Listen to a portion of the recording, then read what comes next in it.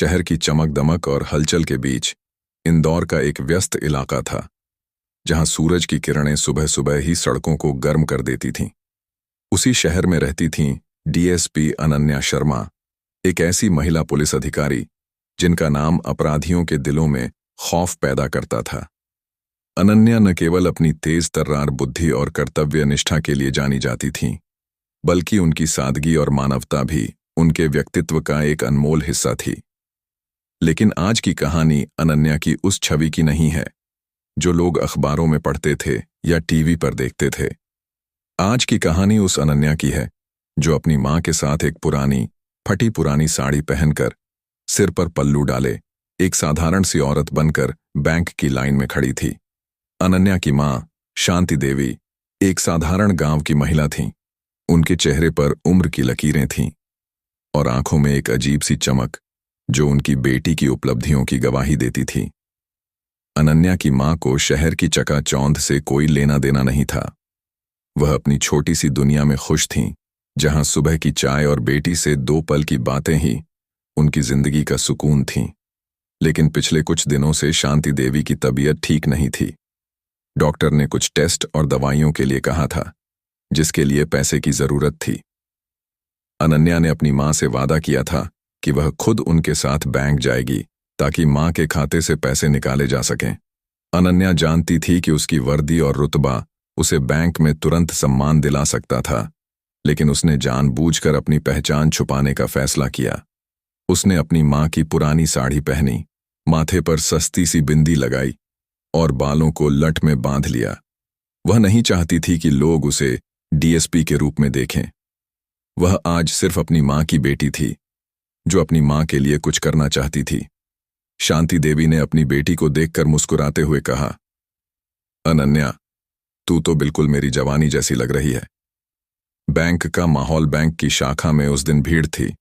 लोग लाइनों में खड़े थे, कुछ चेहरों पर बेचैनी तो कुछ पर थकान।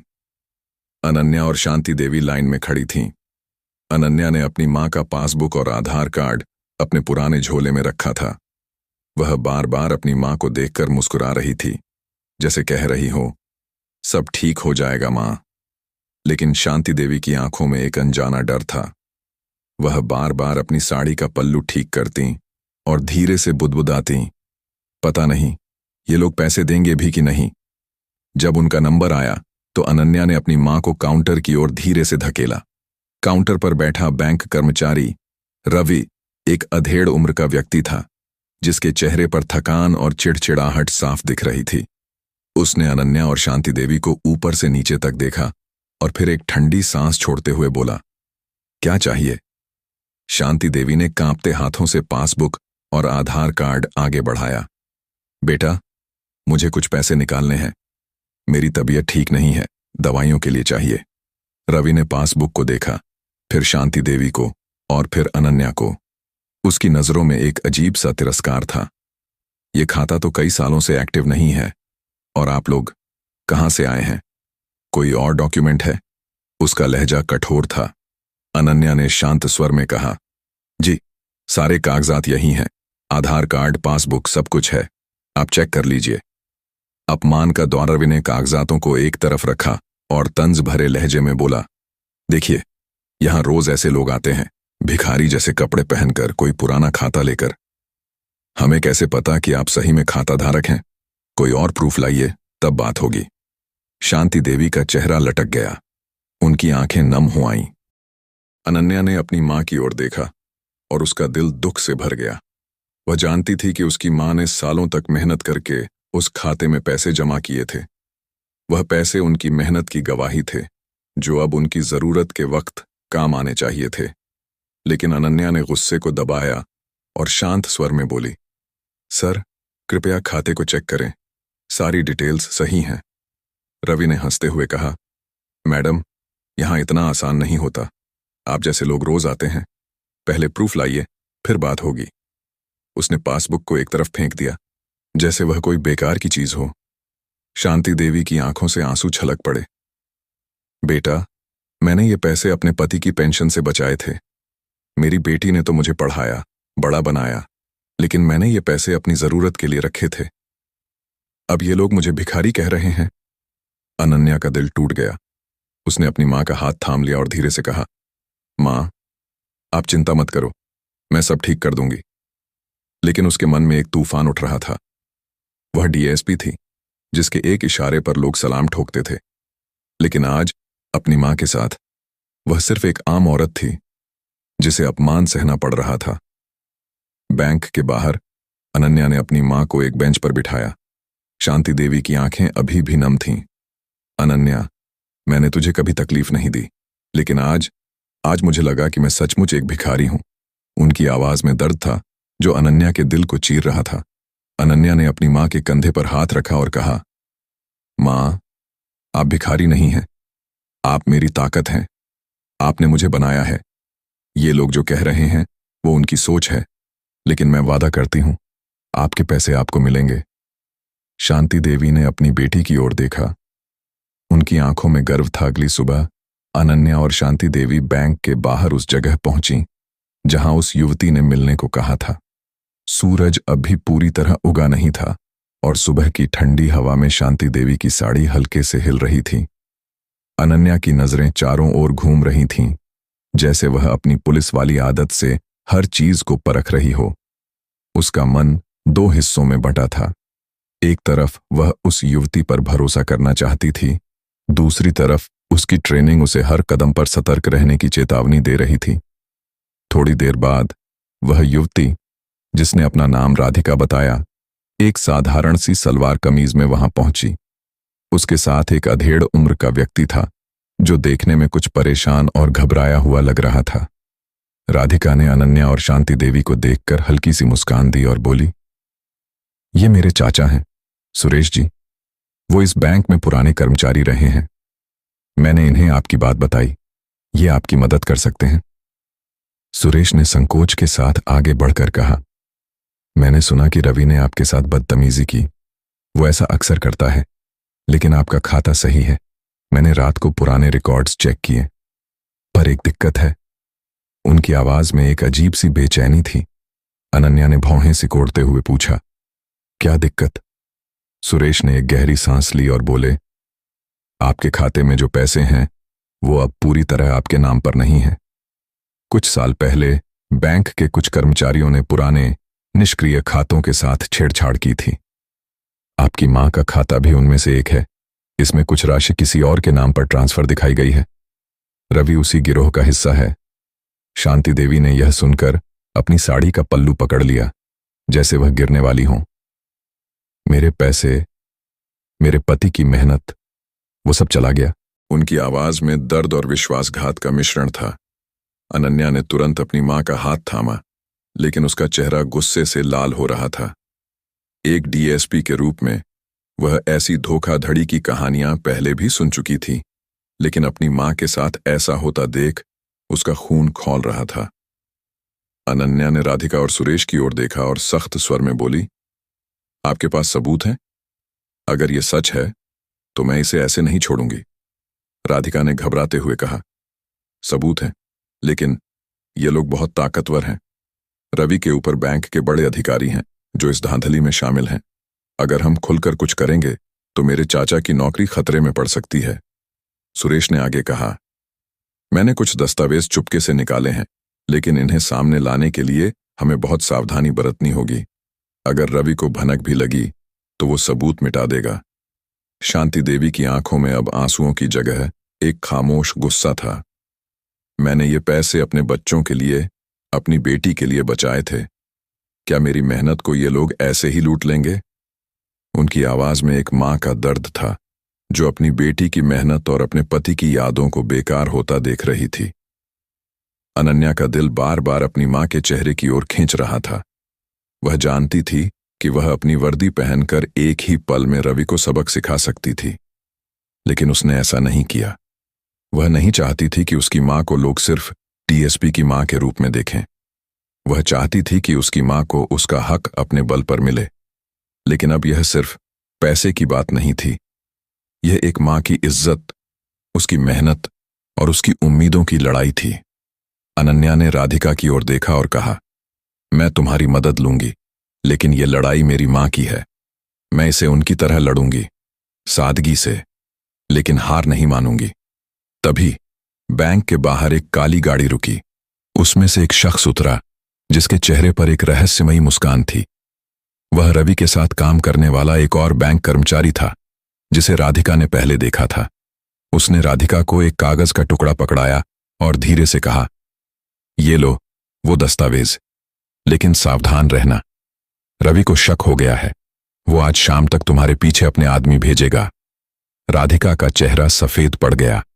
उसने अनन्या की ओर देखा, जैसे कह रही हो कि अब खेल और खतरनाक हो गया है। अनन्या ने कागज को अपने झोले में छुपाया और अपनी मां का हाथ थाम लिया। उसका मन एक डीएसपी की तरह सोच रहा था, क्या यह एक जाल था? क्या राधिका और सुरेश सचमुच मदद करना चाहते थे, या यह कोई बड़ा षड्यंत्र था? और अगर रवि के पीछे बड़े लोग थे, तो क्या अनन्या अपनी पहचान उजागर किए बिना अपनी मां का हक दिला पाएगी? शांति देवी ने अपनी बेटी की ओर देखा और धीरे से कहा, अनन्या, मुझे तुम पर भरोसा है, लेकिन मुझे डर है, क्या हम इस जंग को जीत पाएंगे? अनन्या ने अपनी मां की आंखों में देखा और कहा, मां, यह सिर्फ पैसे की लड़ाई नहीं है, यह हमारी इज्जत की लड़ाई है, और मैं अपनी मां की इज्जत के लिए कुछ भी करूंगी। सूरज अब पूरी तरह उग चुका था, लेकिन इंदौर की उस सड़क पर जहां अनन्या और शांति देवी खड़ी थीं, एक अजीब सी ठंडक थी। शायद यह ठंडक मौसम की नहीं, बल्कि उनके दिलों में उठ रहे डर और अनिश्चितता की थी। अनन्या ने अपनी मां का हाथ थाम रखा था, लेकिन उसकी नजरें उस कागज के टुकड़े पर थीं जो राधिका ने अभी अभी उसे थमाया था। कागज में कुछ नाम, कुछ खातों की डिटेल्स और कुछ हस्ताक्षर थे जो यह साबित करते थे कि शांति देवी के खाते से पैसे गलत तरीके से ट्रांसफर किए गए थे। लेकिन यह कागज सिर्फ सबूत नहीं था, यह एक ऐसी आग थी जो अनन्या के भीतर जल रही थी, और अब वह उस आग को बुझाने की ठान चुकी थी। शांति देवी की आंखें अब भी नम थीं। वह बार बार अपनी साड़ी का पल्लू ठीक कर रही थीं, जैसे उस पल्लू में उनकी खोई हुई इज्जत छुपी हो। अनन्या, उनकी आवाज कांप रही थी, मैंने ये पैसे तेरे पापा की याद में बचाए थे। हर एक रुपया मेरे पसीने और उनकी मेहनत की गवाही है। अगर ये भी छिन गया तो मैं क्या मुंह दिखाऊंगी? उनकी बातें अनन्या के दिल को चाकू की तरह चीर रही थीं। अनन्या ने अपनी मां को गले लगाया। उसकी आंखें भी नम थीं, लेकिन वह नहीं चाहती थी कि उसकी मां उसे कमजोर देखे। मां, मैं तुम्हें वादा करती हूं, तुम्हारी मेहनत को कोई नहीं छीन सकता। ये लोग चाहे जितने ताकतवर हों, मैं तुम्हारा हक तुम्हें दिलवाऊंगी। उसकी आवाज में दृढ़ता थी, लेकिन भीतर से वह टूट रही थी। एक डीएसपी के रूप में उसने कई अपराधियों को सजा दिलवाई थी, लेकिन आज वह अपनी मां के लिए एक साधारण बेटी थी, जिसके सामने एक ऐसी जंग थी जहां उसकी वर्दी का रुतबा बेकार था। राधिका और सुरेश पास ही खड़े थे। राधिका की आंखों में डर था, लेकिन वह कुछ कहना चाहती थी। उसने हिम्मत जुटाकर कहा, दीदी, मैं जानती हूं कि आपको हम पर भरोसा करना मुश्किल है, लेकिन मेरी मां भी ऐसी ही थी। उनके साथ भी ऐसा हुआ था। बैंक ने उनके पैसे हड़प लिए और हम कुछ नहीं कर पाए। मैं नहीं चाहती कि आपकी मां के साथ वही हो। अनन्या ने राधिका की ओर देखा। उसकी बातों में सच्चाई थी, लेकिन अनन्या का पुलिस वाला दिमाग बार बार सवाल उठा रहा था। क्या राधिका सच कह रही थी, या यह सब एक बड़ा जाल था? और अगर रवि के पीछे बड़े लोग थे, तो क्या वह अपनी मां को इस खतरे में डाल सकती थी? तभी सुरेश ने अपनी जेब से एक पुराना मुड़ा हुआ फोटो निकाला। उसमें एक बुजुर्ग महिला की तस्वीर थी, जिसके चेहरे पर शांति देवी जैसी ही सादगी थी। ये मेरी बहन थी, राधिका की मां, सुरेश ने कांपती आवाज में कहा। उसके खाते से भी पैसे गायब हुए थे। हमने बहुत कोशिश की, लेकिन बैंक के बड़े अधिकारियों ने हमें दबा दिया। मेरी बहन टूट गई थी, और एक दिन वह हमें छोड़कर चली गई। उनकी आंखों में आंसू थे और उनकी आवाज दर्द से भरी थी। शांति देवी ने वह फोटो देखा और उनके हाथ कांपने लगे। ये तो मेरी उम्र की थी, मेरे जैसी थी। उनकी आवाज में एक अजीब सा दर्द था, जैसे वह उस अनजान महिला के दुख को महसूस कर रही हों। अनन्या, क्या मेरे साथ भी ऐसा होगा? क्या मेरी मेहनत भी यूं ही बेकार चली जाएगी? अनन्या का गला रुंध गया। वह अपनी मां को इस तरह टूटते नहीं देख सकती थी। उसने सुरेश की ओर देखा और कहा, आपके पास जो सबूत हैं मुझे दिखाइए और बताइए, रवि के पीछे कौन कौन है। मैं इस धांधली को जड़ से उखाड़ दूंगी। सुरेश ने एक गहरी सांस ली और बोले, ये इतना आसान नहीं है। रवि के पीछे बैंक का मैनेजर श्रीवास्तव है और श्रीवास्तव के तार शहर के एक बड़े बिजनेसमैन से जुड़े हैं। वो लोग इतने ताकतवर हैं कि पुलिस भी उनके सामने झुक जाती है। यह सुनकर अनन्या के भीतर का गुस्सा और भड़क गया। वह जानती थी कि श्रीवास्तव का नाम उसने पहले सुना था, एक पुराने केस में जिसमें बैंक धोखाधड़ी की शिकायत थी, लेकिन सबूतों के अभाव में केस बंद हो गया था। क्या यह वही श्रीवास्तव था? और अगर हां, तो क्या अनन्या बिना अपनी पहचान उजागर किए इस जाल को तोड़ पाएगी? तभी सड़क के दूसरी ओर एक मोटरसाइकिल रुकी। उस पर बैठा शख्स रवि का एक करीबी सहयोगी था, जिसे अनन्या ने बैंक में देखा था। उसने राधिका को एक नजर घूरा और फिर तेजी से चला गया। राधिका का चेहरा डर से सफेद पड़ गया। दीदी, वो रवि का आदमी था। उसे शक हो गया है। अगर उसने श्रीवास्तव को बता दिया तो हम सब मुसीबत में पड़ जाएंगे। अनन्या ने अपनी मां की ओर देखा, जो अब डर और थकान से कांप रही थी। उसका दिल चाहता था कि वह अपनी वर्दी पहनकर अपनी पूरी ताकत के साथ इस अन्याय को खत्म कर दे, लेकिन वह जानती थी कि ऐसा करने से उसकी मां की लड़ाई सिर्फ एक डीएसपी की जीत बनकर रह जाएगी। वह चाहती थी कि यह जीत शांति देवी की हो, उस मां की जिसने अपनी जिंदगी अपनी बेटी के लिए कुर्बान कर दी थी। अनन्या ने राधिका और सुरेश से कहा, आज रात तक मुझे सारे सबूत चाहिए, और अगर रवि या उसके आदमी हमारे पीछे आए तो मैं तैयार हूं, लेकिन मेरी मां को इसकी भनक भी नहीं लगनी चाहिए। शांति देवी ने अपनी बेटी की ओर देखा। उनकी आंखों में डर था, लेकिन कहीं गहराई में एक भरोसा भी था। अनन्या, मैंने तुझे हमेशा मजबूत देखा है, लेकिन आज मुझे डर लग रहा है। क्या हम इन लोगों से जीत पाएंगे?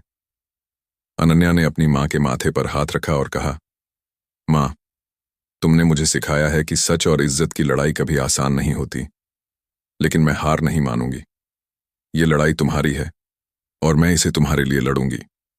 उसी रात अनन्या अपने पुराने घर में बैठी थी, जहां वह अपनी मां के साथ बचपन में रही थी। उसने राधिका और सुरेश से मिले दस्तावेज खोले। उनमें कुछ ऐसे नाम थे जो उसे चौंका गए। एक नाम था विक्रम सिंह, शहर का एक बड़ा बिजनेसमैन, जिसका नाम कई बार पुलिस की फाइलों में आ चुका था, लेकिन हर बार वह बच निकलता था। क्या यह वही विक्रम सिंह था जो इस धांधली के पीछे था? और अगर हां, तो क्या अनन्या अपनी मां की इज्जत की खातिर इस बड़े राक्षस से भिड़ पाएगी? तभी बाहर से एक अजीब सी आवाज आई। अनन्या ने खिड़की से झांका। अंधेरे में एक छाया दिखी जो उनके घर की ओर बढ़ रही थी। उसका दिल तेजी से धड़कने लगा। क्या रवि के आदमियों ने उन्हें ढूंढ लिया था, या यह कोई नया खतरा था जो अनन्या और उसकी मां को इस लड़ाई में और गहरे धकेलने वाला था? अंधेरा गहरा रहा था और इंदौर की उस छोटी सी गली में, जहां अनन्या और शांति देवी का पुराना घर था, एक अनजानी सी खामोशी छाई थी। बाहर से आने वाली वह छाया अब और करीब थी। अनन्या का दिल तेजी से धड़क रहा था, लेकिन उसने अपनी मां को जागने नहीं दिया। शांति देवी थकान और दुख से चूर होकर सो गई थीं। उनकी साड़ी का पल्लू अभी भी उनके कांपते हाथों में जकड़ा हुआ था। अनन्या ने दस्तावेज अपने झोले में छुपाए और धीरे से दरवाजे की ओर बढ़ी। उसकी आंखों में एक डीएसपी की सतर्कता थी, लेकिन दिल में एक बेटी का दर्द। बाहर उस छाया ने आकार लिया। वह एक लंबा हट्टा कट्टा शख्स था, जिसके हाथ में एक लोहे की रॉड थी। अनन्या ने उसे तुरंत पहचान लिया। यह वही आदमी था जिसे उसने बैंक में रवि के साथ देखा था। उसका नाम था गोविंद, रवि का दायां हाथ। अनन्या ने अपने डीएसपी वाले स्वभाव को दबाया और सादगी भरे लहजे में पूछा, कौन हो तुम? इतनी रात को यहां क्या कर रहे हो? गोविंद ने एक ठंडी हंसी हंसते हुए कहा, तू ज्यादा सवाल मत कर। वो कागज दे दे जो राधिका ने तुझे दिए, वरना तेरी मां को उठाना पड़ेगा। उसकी आवाज में धमकी थी, जो अनन्या के गुस्से को और भड़का रही थी, लेकिन उसने खुद को संयमित किया। वह जानती थी कि एक गलत कदम उसकी मां को खतरे में डाल सकता था। मेरे पास कोई कागज नहीं है, अनन्या ने शांत स्वर में कहा, लेकिन उसकी आंखें गोविंद को चेतावनी दे रही थीं। गोविंद ने एक कदम आगे बढ़ाया, लेकिन तभी एक और आवाज गली में गूंजी। रुक जा, गोविंद। यह राधिका थी, जो अंधेरे से निकलकर सामने आई। उसके हाथ में एक पुराना टेप रिकॉर्डर था। तू जो कर रहा है वो सब रिकॉर्ड हो रहा है। अगर तूने इनके साथ कुछ किया तो ये टेप सीधे पुलिस के पास जाएगा। गोविंद हड़बड़ा गया। उसने राधिका की ओर देखा, फिर अनन्या की ओर, और एक पल के लिए उसे समझ नहीं आया कि क्या करे। लेकिन तभी एक और ट्विस्ट सामने आया। राधिका की आवाज कांप रही थी और उसने अनन्या की ओर देखकर कहा, दीदी, मुझे माफ करना। मैंने तुम्हें वो सबूत दिए, लेकिन मैंने पूरी सच्चाई नहीं बताई। अनन्या का दिल धक से रह गया। क्या सच्चाई? उसने सख्त स्वर में पूछा। राधिका ने अपनी आंखें नीची कीं और बोली, मेरी मां के खाते से पैसे चुराने में मेरे चाचा सुरेश भी शामिल थे। उन्होंने मुझे ये सबूत देने को कहा ताकि तुम रवि और श्रीवास्तव के खिलाफ लड़ो, लेकिन वो खुद को बचाना चाहते थे। मैं नहीं चाहती थी कि तुम्हारी मां के साथ वही हो जो मेरी मां के साथ हुआ, लेकिन अब मैं भी इस जाल में फंस चुकी हूं। यह सुनकर अनन्या का मन टूट गया। वह राधिका पर भरोसा करने लगी थी, लेकिन अब यह विश्वासघात उसके दिल को और गहरे चीर गया। उसने अपनी मां की ओर देखा, जो अब जाग चुकी थी और दरवाजे पर खड़ी थी। शांति देवी की आंखों में आंसू थे, लेकिन उनकी आवाज में एक अजीब सा संयम था। अनन्या, मैंने तुझे सिखाया है कि सच की लड़ाई आसान नहीं होती। अगर ये लोग धोखा दे रहे हैं तो भी तू हार मत मान। अनन्या ने अपनी मां की बातों से हिम्मत पाई। उसने गोविंद की ओर देखा और कहा, जा, अपने मालिक को बता दे कि ये कागज अब मेरे पास हैं और मैं उन्हें हर हाल में पुलिस तक पहुंचाऊंगी। गोविंद ने एक पल के लिए अनन्या को घूरा, फिर राधिका की ओर देखा और बिना कुछ कहे वहां से भाग गया। अनन्या ने राधिका को देखा, जिसके चेहरे पर पछतावा साफ दिख रहा था। तूने मेरे साथ धोखा किया राधिका, लेकिन मेरी मां के लिए मैं तुझे माफ करती हूं। पर अब से ये लड़ाई मैं अपने तरीके से लड़ूंगी। राधिका ने कुछ कहना चाहा, लेकिन उसकी आवाज आंसुओं में डूब गई। वह चुपचाप वहां से चली गई, अपने पछतावे के बोझ को ढोते हुए। अनन्या अपनी मां के पास गई और उन्हें गले लगाया। शांति देवी की आंखों से आंसू बह रहे थे, लेकिन उनके चेहरे पर एक हल्की सी मुस्कान थी। अनन्या, तूने मेरी इज्जत बचा ली। पैसे तो आते जाते रहते हैं, लेकिन तूने मेरे विश्वास को बचाया। अनन्या की आंखें भी नम थीं। उसने कहा, मां, ये लड़ाई अभी खत्म नहीं हुई है। मैं उन सबूतों को पुलिस तक पहुंचाऊंगी, लेकिन मैं ये वादा करती हूं, ये सब मैं तुम्हारी बेटी के रूप में करूंगी, न कि एक डीएसपी के रूप में। तभी बाहर से पुलिस की गाड़ियों की आवाज आई। अनन्या ने चौंक कर खिड़की की ओर देखा। क्या रवि और श्रीवास्तव ने पहले ही कोई चाल चल दी थी, या यह कोई नया मोड़ था जो उनकी जंग को और उलझाने वाला था? शांति देवी ने अपनी बेटी का हाथ थामा और कहा, जो भी हो अनन्या, मैं तेरे साथ हूं।